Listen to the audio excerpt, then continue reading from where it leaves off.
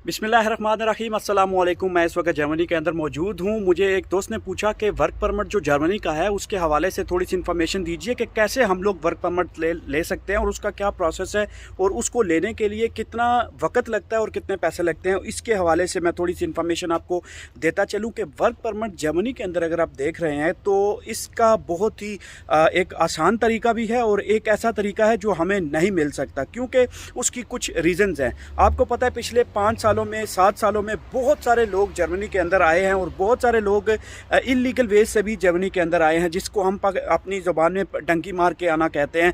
और वो लोग जो आते रहे हैं वो इटली से भी आए हैं, वो लोग तुर्की से भी आए हैं, वो लोग इन रास्तों से होते हुए फिर जर्मनी के अंदर आते हैं। और जर्मनी के अंदर जो फिर 5 साल से रह सकता है बंदा, 5 साल के बाद उनको एक रेजिडेंट जो स्टेटस है वो मिल जाता है और वो यहाँ पे रह के काम कर सकते हैं और टैक्स पे कर सकते हैं।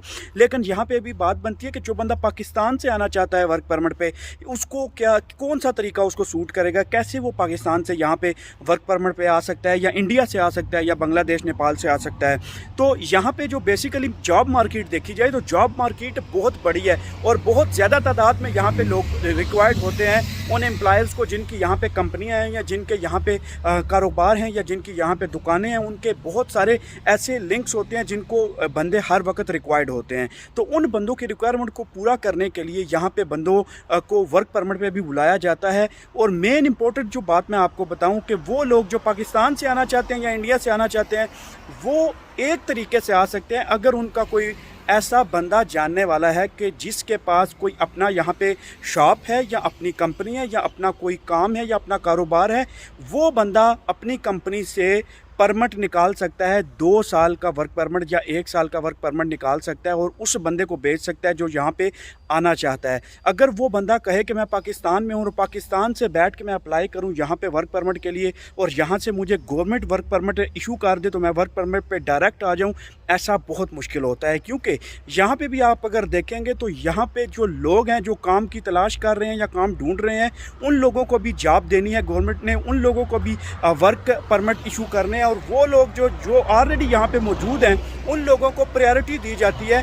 जब एक शॉप वाला या एक कंपनी वाला बंदा पाकिस्तान से वर्क परमिट पे 2 साल पे वर्क परमिट दे के पाकिस्तान से बुलाते हैं यहाँ पे, तो फिर गवर्नमेंट क्वेश्चन करती है कि भाई यहाँ पे जो ऑलरेडी लोग मौजूद हैं, जो लोग जॉब की तलाश कर रहे हैं, आप उन लोगों को जॉब तो दे नहीं रहे और पाकिस्तान से या इंडिया से या नेपाल से आप लोगों को बुला रहे हो, तो इसकी क्या रीज़न है, क्या वजह हो सकती है।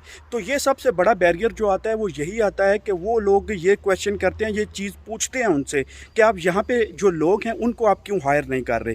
तो ये सबसे बड़ी मुश्किल होती है। और जो पाकिस्तान में बैठ के कहते हैं कि भाई हमें वर्क परमिट भेज दो, हम 20 लाख देने को तैयार हैं, 25 लाख देने को तैयार हैं, तो सबसे बड़ी ये ट्रबल आती है। अभी यहाँ पे मैं आपको बताऊं कि ये काम हो कैसे सकता है जो पाकिस्तान से आते हैं।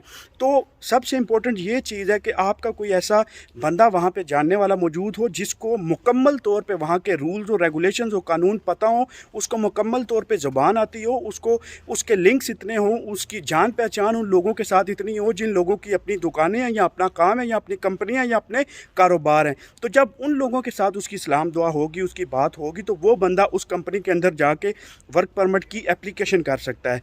तो जो कंपनियां यहाँ पे हज़ारों यूरो की तादाद में जो है वो टैक्स देती हैं या टैक्स पे करती हैं, तो उन कंपनियों की बेसिस पे फिर देखते हैं कि उस कंपनी के अंदर लोग कितने हैं, उस कंपनी के अंदर क्या काम है और कितना टैक्स पे कर रहे हैं।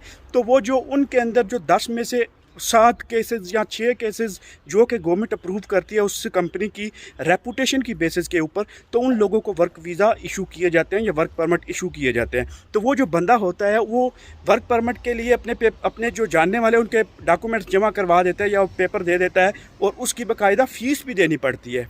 ये ना सोचिएगा कि वर्क परमिट यहाँ से फ्री मिल जाते हैं और फ्री आपको वहाँ से पाकिस्तान से या इंडिया से यहाँ पर बुला लिया जाएगा।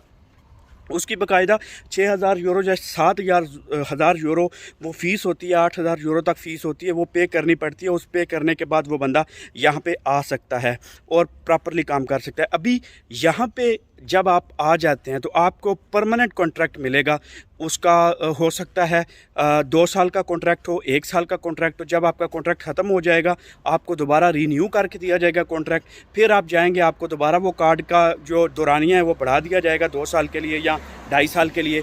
तो ये ऐसा प्रोसेस चलता रहता है। तो जब आपको 5 साल या 6 साल या 8 साल हो जाएंगे उसके बाद आप अप्लाई कर सकते हैं जो इनका आगे प्रोसीजर है। तो इस मामले के अंदर बहुत सारे 2 नंबर लोग भी बैठे हुए हैं। 2 नंबर जो कि एजेंटी का काम करते हैं, पैसे लेते हैं, कहते हैं 20 लाख 25 लाख या 30 लाख दे दो, उसके अकॉर्डिंग हम लोग काम करेंगे। तो वो भी एक सरासर फ्रॉड है, झूठ है। उसके ऊपर मैं अगली वीडियो बनाऊंगा, आपको मुकम्मल डिटेल बताऊंगा कि वो लोग कैसे फ्रॉड करते हैं आम बंदों के साथ, उन लोगों को वीज़ों का झांसा दे के कैसे उनके साथ फ्रॉड किया जाता है। अगली वीडियो के अंदर आपको वो कंप्लीट डिटेल बताऊंगा।